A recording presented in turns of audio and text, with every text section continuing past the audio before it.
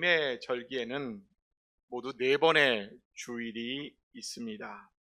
그래서 교회는 전통적으로 첫 번째 촛불을 밝히면서 소망의 촛불이라, 두 번째 주간에 촛불을 밝히며 이것은 평화를 상징한다, 이렇게 생각해 왔습니다. 그리고 소망 가운데 하늘의 평화를 누리게 되는 이들의 마음에는 무엇으로 넘쳐나게 될까요? 기쁨으로 넘쳐나게 되겠지요. 그래서 세 번째 주에는 기쁨의 주간, 그리고 그 기쁨으로 넘쳐나는 이들은 손과 발로 사랑을 행하게 되어 있습니다. 그래서 네 번째 불은 사랑의 촛불이라 이렇게 이야기하는데요.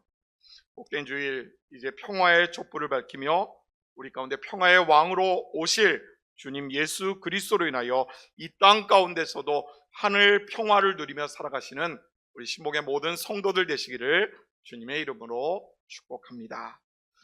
최근 우리나라는 누리호 4차 발사에 성공했습니다. 그렇죠? 늦은 밤 모든 사람들이, 상당히 많은 분들이 TV 화면을 보면서 발사체가 우주를 향해 달려나가는 것을 우리는 지켜봤을 것 같습니다. 이와 비슷하게 1970년 4월에 전 세계의 시선이 TV 화면에 고정되어 있었습니다. 달을 향해 쏘아올린 우주선 아폴로 13호가 우주를 향해서 발사되는 순간이었습니다. 성공했다 탄성을 지르며 찬사를 부를 때에 달을 향해 나아가던 이 우주선에 문제가 발생했습니다. 우주선 산소 탱크가 폭발해 버린 것이지. 우주에 산소가 없으니 이제 황급하게 이 비행체를 지구로 돌아오게 궤도를 수정했습니다. 달 착륙의 꿈은 순식간에 이제는 생존을 위한 사투로 바뀌게 되지요. 산소를 아껴가며 지구를 향해 달려온 끝에 이제 대기권 진입을 앞두게 되는데요. 문제는 이 우주선이 대기권에 진입할 때에 발생하는 이 엄청난 열기 때문에 지구와의 모든 연락이 끊어지는 침묵의 시간을 맞게 된다라는 사실입니다. 아폴로 13호가 이제 대기권으로 진입하자 이 우주선을 통제하는 통제실이 정적에 휩싸이게 됩니다. 모두 다 어떻게 될까 긴장하고 시간을 보냅니다. 예상된 통신 두절 시간은 3분 정도였지만 4분이 넘어서도 우주선과 연락이 닿지 않자 이제 불안과 염려가 몰려오기 시작합니다. 우주선 어떻게 됐을까? 그 안에 있는 우주 비행사들은 어떻게 되는 것일까? 단절, 끊어짐이라고 하는 이 극한의 공포가 통제실을 삼켜버리고 만대요. 그 후로 한참이 지나서도 연락이 닿지 않았다가 지지직거리는 잡음과 더불어서 비로소 우주선에서 연락이 옵니다. 우리는 괜찮습니다. 그리고 이후에 다른 통신들이 재개되면서 비로소 일상의 평온을 되찾을 수 있었다고 전해지고 있습니다. 마치 우리가 죄로 하나님과 끊어졌던 인생들이 예수 그리스도로 인하여서 다시 그분과 연결될 때에 우리가 느끼게 되는 진정한 평화처럼 바로 그러한 안도함을, 그러한 마음의 평안을 느끼게 된 것이지요. 하지만 여러분, 오늘의 세상은 너무나 부요해서 이것이 도리어 영적으로는 하나님과의 심각한 통신 두절 사태를 만들어내고 있습니다. 우리네 젊은 인생들이 그렇지만 끝없이 경쟁하게 만드는 사회 속에서 불확실한 미래 앞에서 사람들은 외적인 성공과 소유로 위안을 삼고자 하지만 이것이 마치 밑 빠진 독에 물을 쏟아붓는 것처럼 우리 내면의 근본적인 이 단절의 고통은 해결하지 못하고 있습니다.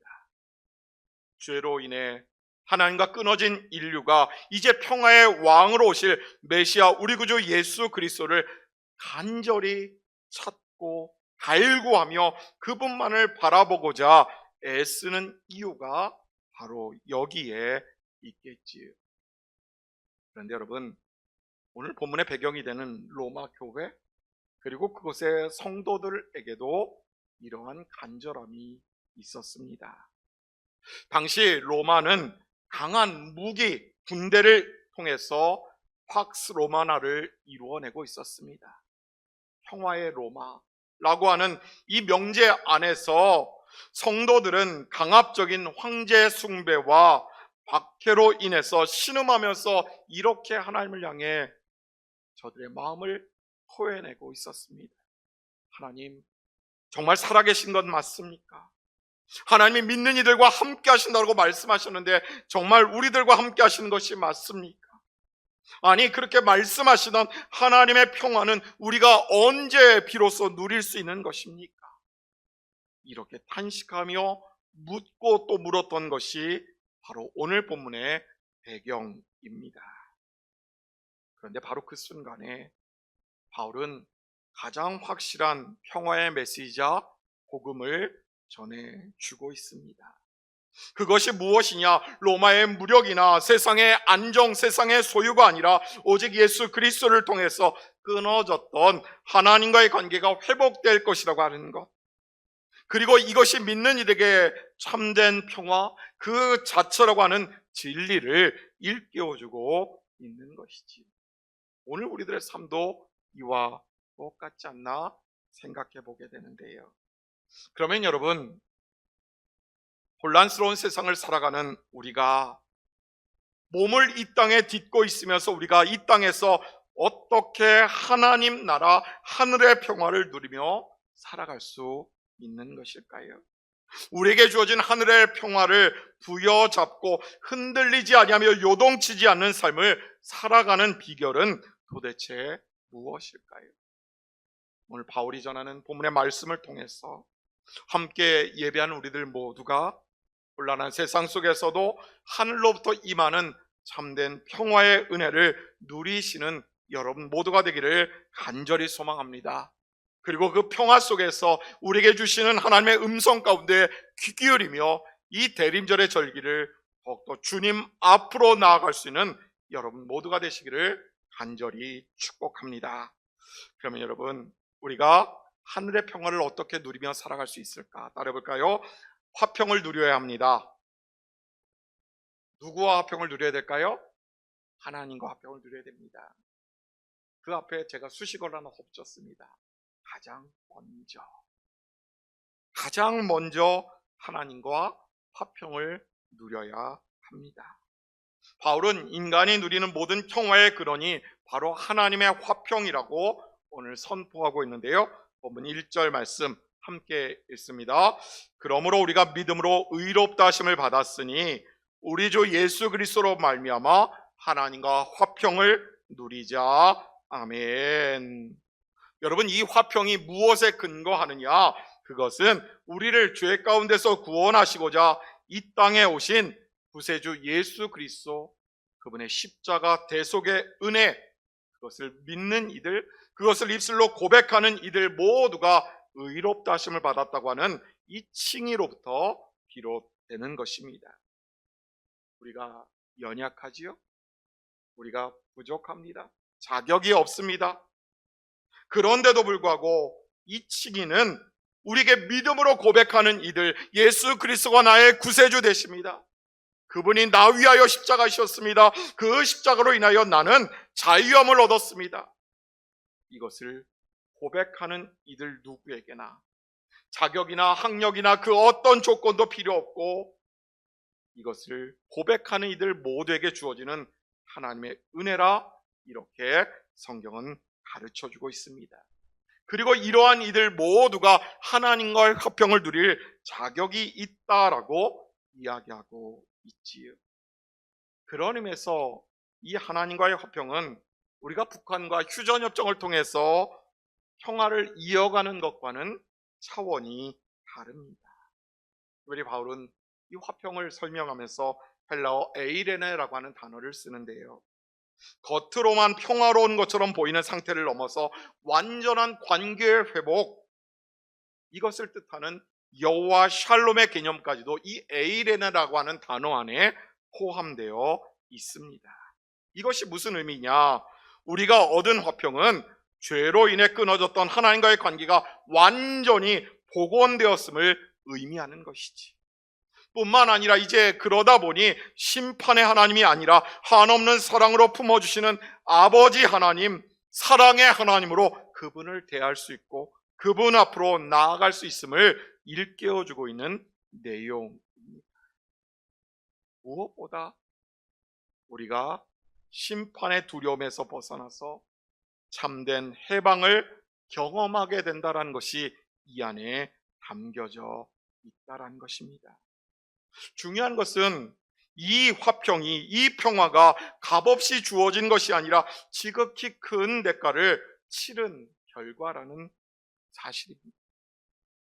그가 징계를 받음으로 우리가 평화를 누리고 그가 채찍에 맞음으로 우리가 나음을 입었도다라고 하는 이사야 선지자의 예언처럼 우리 주님 예수께서 나 대신에 징계받으셨고 채찍에 맞음으로 우리는 비로소 하나님과 화목하게 되었음을 기억해야 하는 것이지. 그리고 중요한 것은 이제 그 화목의 은혜, 그 은혜 안에서 이제 우리에게 화목하게 하는 직분을 주셨노라 성경은 이야기해주고 있습니다. 고린도서 5장 18절 말씀 우리 함께 읽을까요? 모든 것이 하나님께로서 났으며 우리를 자기와 화목하게 하시고 또 우리에게 화목하게 하는 직분을 주셨으니 아멘. 그렇습니다, 여러분. 우리가 하나님과 화평을 누린다고 하는 것, 그것은 심판에 대한 두려움 없이 아버지 또는 어머니의 품 안에 있는 어린 자녀처럼 영혼의 깊은 안식을 누리게 됨을 일깨워주고 있습니다. 이 안식이 우리의 마음의 소란을 잠재우게 만듭니다. 삶 속에서 겪는 모든 고난, 그 아픔까지도 잊게 만들지요. 불안과 염려를 이겨낼 수 있는 내적인 힘을 제공해 줍니다. 이 땅에 무언가를 얻으려 애쓰기 전에 먼저 하나님과의 화평을 누릴 수 있는 여러분 모두가 되시기를 간절히 소망합니다. 그리고 그 화평으로 인하여 주님 주시는 참된 기쁨, 참된 평안, 참된 안식을 이 땅 가운데서 누려가시는 여러분 모두가 되시기를 주님의 이름으로 축복합니다. 두 번째로요, 우리가 어떻게 또 살아야 될까 따라해볼까요? 담대하게 살아야 합니다. 왜 담대하게 살 수 있는 걸까요? 영광의 소망이 있기 때문에 그러합니다. 영광의 소망을 바라보며 우리는 담대하게 살 수 있는 것이지요. 바울은 하나님과 화평을 누리게 된 자들이 누구나 확실하고 담대한 소망 가운데 살아갈 수 있다라고 이야기하고 있는데요. 본문 2절 말씀 함께 읽습니다. 또한 그로 말미암아 우리가 믿음으로 서 있는 이 은혜에 들어감을 얻었으며 하나님의 영광을 바라고 즐거워하느니라. 아멘. 하나님과 이루어 놓은 이 평화가 오늘 우리가 서 있는 이 신앙의 자리, 오늘 우리로 불러주신 이 부르심의 자리를 더 확고하게 만들어 줄 뿐만 아니라 바로 그곳에서 보이지는 않으나 먼 미래의 영광까지 바라보게 만드는 믿음의 눈을 허락해 주기 때문에 그런 것이지요. 오늘 본문에서 바울은 특별히 은혜에 들어감을 얻었다라고 하는 표현을 적고 있습니다. 내가 서 있는 이 자리가, 이 은혜의 자리가, 이 신앙의 자리가 우리의 노력 때문에 있는 것이 아니라 오직 예수 그리스도께서 허락하신 그분의 보혈로 말미암아 단단히 고정시켜 놓은 자리라고 하는 의미가 담겨져 있습니다.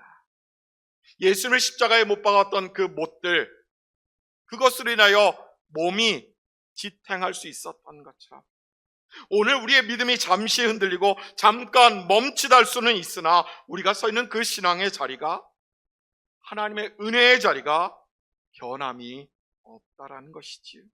하나님의 부르심에는 후회하심이 없기 때문에 그러합니다.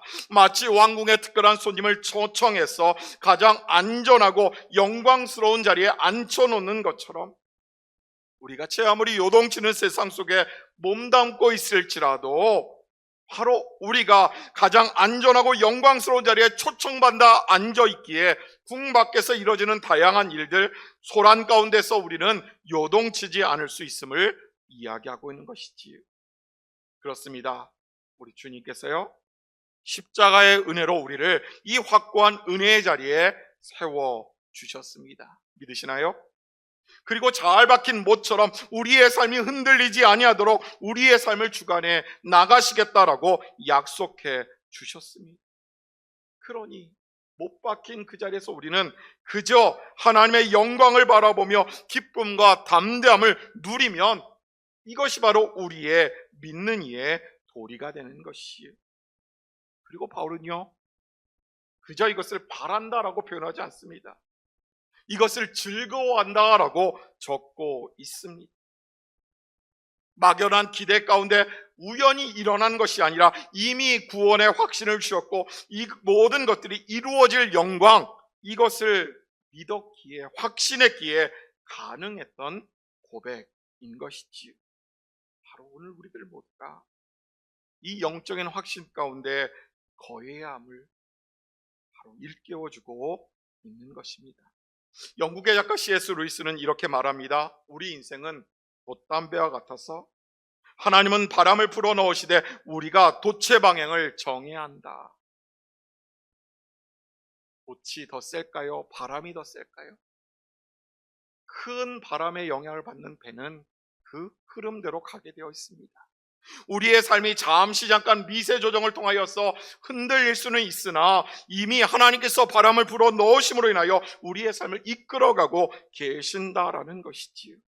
세상의 풍랑 속에서도 우리를 가장 안전한 폭으로 영원한 항구로 인도해 가실 것이기에 우리는 그저 하루하루 주어진 삶의 자리에서 담대하게 살아가는 것, 이것이 바로 믿는 이의 모습이라는 것을 이야기해주고 있습니다. 사랑하는 여러분, 바울은 로마서 8장에서 생각하건대 현재의 고난은 장차 우리에게 나타날 영광과 비교할 수 없다라고 고백하고 있습니다. 이 하늘의 영광의 무게를 알고 있었기에 초대교회 성도들은 흔들리지 않을 수 있었던 것입니다. 비록 생명을 앗아가는 박해 가운데서도 십자가의 형틀 앞에서도 저들은 담담하게 그리고 기쁨으로 이 환난을 맞이할 수 있었던 것이지요. 그리고 그 앞에서 고백합니다. 아멘. 주 예수여 소시옵소서. 주님, 내게 오늘 임하여 주시옵소서. 여러분, 오늘 우리들의 모습은 어떠합니까? 우리의 시선이 세상을 향하지 아니하고 영원하신 주님, 나를 이곳 가운데 세워놓으신 은혜의 자리로, 신앙의 자리로를 불러오신 그 주님을 바라보기에 확신 가운데 거할 수 있지 않을까요? 그리고 조금 더 담대하게 믿음의 발걸음을 떼어내며 살아가시는 여러분들 모두가 되기를 간절히 소망합니다. 믿음의 발걸음인 곳 가운데 하나님이 이루어 가시는 놀라운 역사가 있지요. 믿음의 발걸음이 있을 때에 요단강이 끊어졌습니다. 여리고의 성벽이 무너졌습니다. 이미 이것을 우리에게 주시노라 약속해 주셨기에 우리는 한 걸음 한 걸음 내디면 되는 것이지요. 바라기는 담대하게 세상 살아감으로 인하여 몸은 이 땅 가운데 있으나 하늘의 평강, 하늘의 평화, 하늘의 놀라운 능력을 경험하시는 여러분 모두가 되시기를 간절히 축복합니다. 그리고 마지막 세 번째로요, 따라해볼까요? 사랑을 경험해야 합니다. 어떤 사랑을 경험해야 될까요? 고난 속에서도 우리가 어떤 형편 가운데 있더라도 크신 하나님의 사랑을 경험해야 하는 것, 바로 이것이 하늘의 평화를 누리는 우리의 비결일 것입니다. 본문 3절에서 5절 말씀 함께 읽지요. 다만 이뿐 아니라 우리가 환난 중에도 즐거워하나니 이는 환난은 인내를, 인내는 연단을, 연단은 소망을 이루는 줄 알미로다. 소망이 우리를 부끄럽게 하지 아니함은 우리에게 주신 성령으로 말미암아 하나님의 사랑이 우리 마음에 부은 바 됨이니. 아멘. 여러분, 이 말씀은요, 단순히 고난을 견뎌내라고 하는 메시지가 아닙니다. 고난을 통해서 하나님의 사랑을 우리가 더 깊이 경험하게 된다라고 하는 그 복음의 진리가 이 안에 담겨져 있습니다. 그리고 이것을 깨닫게 되는 순간 비로소 환난 중에서도 우리는 기뻐하며 즐거워할 수 있는 것이지. 인생의 여정 속에서, 현실적인 어려움 속에서 낙심하거나 좌절하듯 일이 일비하지 않을 수 있는 이유, 바로 그것이 환난 중에서도 즐거워할 수 있는 이 비결과 똑같다라고 성경은 이야기해 주고 있습니다. 그렇습니다. 환난, 인내, 그리고 연단, 소망으로 이어지는 이 사슬은 그리스도인들의 믿음을 더 단단하게 세워가는 하늘의 여정입니다. 이 여정을 통해서 맺히는 소망 또한 우리의 노력이나 우리의 의지가 아니라 성령 하나님을 통해 부어지는 뜨거운 사랑의 메시지인 것이지. 그래서 성도는요, 하나님 나에게 환난 없기를 위해 기도합니다. 이것이 아니라 환난 속에서도, 환난 가운데서도 하나님의 사랑을 체험하게 없어서, 나를 예비하시는, 나에게 소망 주시는 그 하나님의 능력을 경험하게 없어서, 이것이 믿는 이의 기도가 되어야만 합니다. 여러분, 혹 인생 역경의 터널을 지나고 있다면 5절의 말씀 끝부분을 다시 한번 읽어볼까요? 성령으로 말미암아 하나님의 사랑이 우리 마음에 부은 바 되었다라고 하는 이 약속을 잊지 마시기를 바랍니다. 감정이 아닙니다. 변치 않는 하나님의 약속입니다. 그리고 그 약속을 기억하는 이들 모두에게 바울은 다시 한번 강력하게 소리 높여 선포하지요. 로마서 8장 37절과 39절 말씀 함께 읽습니다. 그러나 이 모든 일에 우리를 사랑하시는 이로 말미암아 우리가 넉넉히 이기느니라. 우리를 우리 주 그리스도 안에 있는 하나님의 사랑에서 끊을 수 없으리라. 아멘. 바로 이것이 믿는 이에게 주시는 고난 가운데서도 우리가 사랑을 경험하게 되는 모습이 아닐런지요. 찬송가 305장 나 같은 죄인 살리신을 작곡한 존 뉴턴이 이런 고백을 합니다. 저는 때때로 파도에 휩쓸려도 배가 안전하다는 것을 잘 압니다. 왜냐하면 제 배는 닻을 내렸고 그 닻은 절대 흔들리지 않는 바위 예수 그리스도께 고정되어 있기 때문에 그러합니다. 여러분, 오늘 우리가 매일의 삶 속에서 고백해야 될 믿음의 고백이 이와 같지 않는지요. 내가 주님께 못 박혀 있습니다. 내가 주님 반석 위에 세워져 있습니다. 이것이 믿는 이들 모두의 고백되어야 합니다. 사랑하는 시목의 가족 여러분, 바울이 말하는 하늘의 평화는 우리의 구세주 되신 예수 그리스도, 그분을 통해 부어주시는 하나님 화해의 선물입니다. 대림의 절기를 보내면서 우리의 영혼을 소란하게 만들고 모든 단절과 불안을 주님 앞에 내려놓는 순간 바로 이 불안과 염려들은 떠나갈 것이요 하늘의 평화로 우리에게 은혜 베풀어 주시지 않을까요? 바울은 이러한 우리들에게 다시 한번 당부하지요. 예수 그리스도 안에서 하나님과 화평을 누리십시오. 영광의 소망이 있음을 바라보며 담대하게 살아가십시오. 그리고 고난 중에서도 변함없으신 하나님의 사랑을 경험하십시오. 대림의 절기를 보내며 바라기는 성삼위 하나님께서 부어주시는 참된 평화 누리시는 여러분들 모두가 되기를 간절히 소망합니다. 세상이 줄 수 없는 여호와 샬롬의 놀라운 은혜를 이 땅 가운데서 누려가시는 여러분 모두가 되시기를 주님의 이름으로 축복합니다.